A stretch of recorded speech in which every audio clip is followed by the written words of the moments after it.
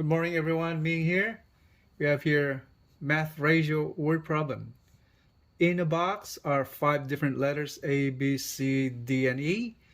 If the ratio of the letters A, B, and C is 2:3:4, and the ratio of the letters C, D, and E is 4:1:1, and if there are 18 letter B's, find the total number of all the letters in the box. Since the problem is all about ratio, what is the meaning of ratio? The ratio is a comparison of the quantities with respect to the whole, or a comparison of the quantities of parts relative to the other parts in a group or a whole. So what does it mean by that? If X represents the part and Y represents the whole, X is a part of the whole. In other ways, it's written in different way. That is, X is to Y, or the ratio of X to Y. Okay, so let's start solving the problem. Okay, since there are five letters in the box, A, B, C, D, and E, and these are the ratio 2:3:4:1:1.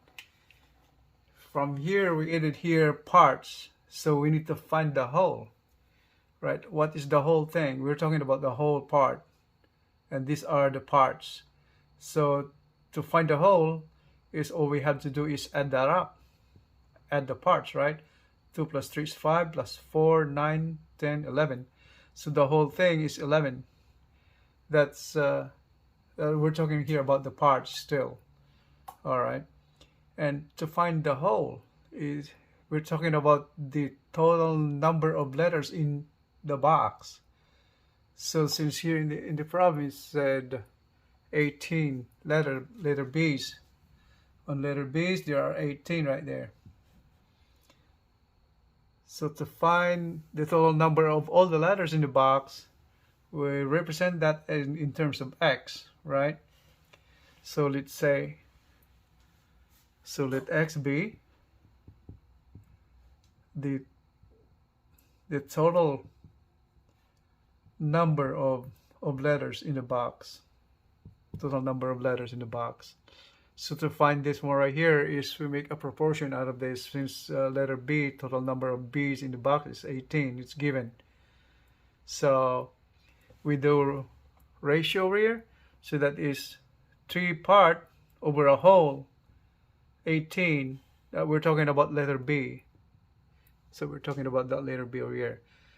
Part is expressed by the ratio 2:3:4:1:1. So this is our ratio, this is part. When it comes to B, part over the whole, right?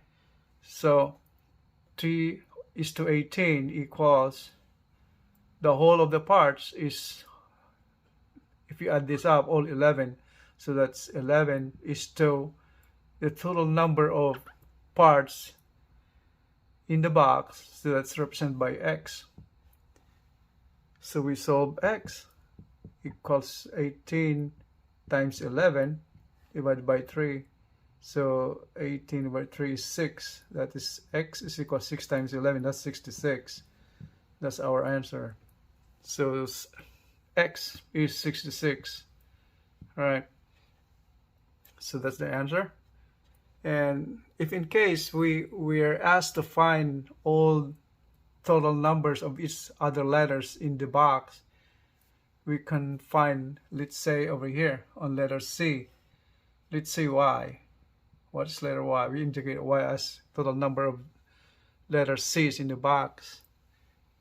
So we do a proportion out of that again. So out of these two, we would get the answer of Y, of how many total letters in the box, by doing this. 3:18. All right, part over a whole, 3/18 equals part of C, 4, is to how many total number of letters C's in the box. We don't know. This is indicated by Y. Let's say is Y is equals to 4 times 18 divided by 3. Once again, that's a 6. So y is 6 times 4 is 24. So that's the total number of letter C's in the box. If we do the same proportion or ratio on the rest of the letter A, D, and E, we can find the individual total numbers in the box.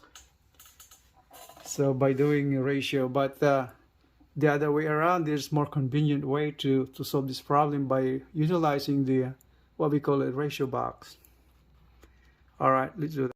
So in here, we're utilizing the ratio box. From earlier, we found that the whole one right there, the actual number of all the letters in the box was 66. And now in here, we have the box. It says here all those four rows of here letters, all the letters. The ratio or the parts, you have 2:3:4:1:1, and the actual number where in the problem it was stated 18 letters total of those 18 letter B's in the box. That's the actual number. See those the row for all the actual numbers are here, and the multiplier, if you know this one right here, it go from left to right all the way. And on the last part right here, last column where it says whole. So to compute the whole, all we have to do is add this up, the ratios or the parts, we call that one. 2:3, 4:1:1. So if you add this up, so 7, 9, 10, 11. So on the whole, you got 11.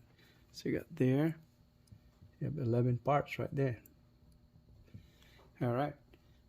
To find the actual number, find the value of x, all we have to do, if you take a look right here on the row of multiplier or multiplied by item, things like that. So in here, think of the number that you multiply by 3 would be 18. So, or 18 divided by 3. So you get the multiplier right there. So what is that number? That number will be the same all throughout. So it'll be uniform all throughout under A, B, C, D, E, and under the whole one part. So that's 18 divided by 3 is 6, right? Since 6 times 3 is 18. So this is all 6 right here. That's a multiplier or multiplied by item thing. So to get the total number of ABCs, the letters in the box, we call that one, is all you have to do is multiply this ratio part into this multiplier. So 11 times 6 is 66. So that is 66. Which we found this value already earlier. So that is 66. 1 times 6 is 6. 1 times 6 is 6 again. And here 6 times 4 is 24. And 6 times 2 is 12.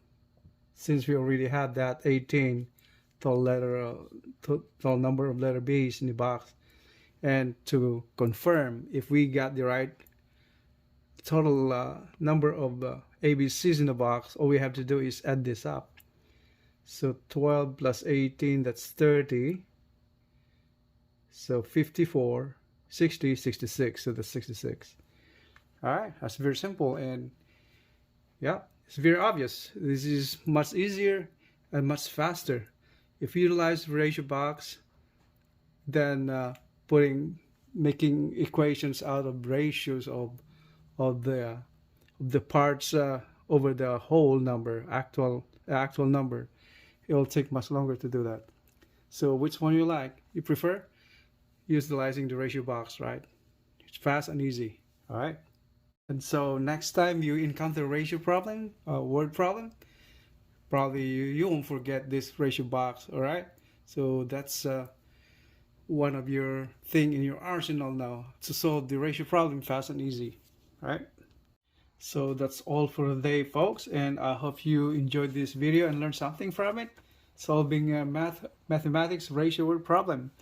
And if you are a student or a person trying to learn or relearn math or algebra, I encourage you guys to subscribe to my channel so you won't miss any videos uploaded in the future, since I'm doing it on a weekly basis.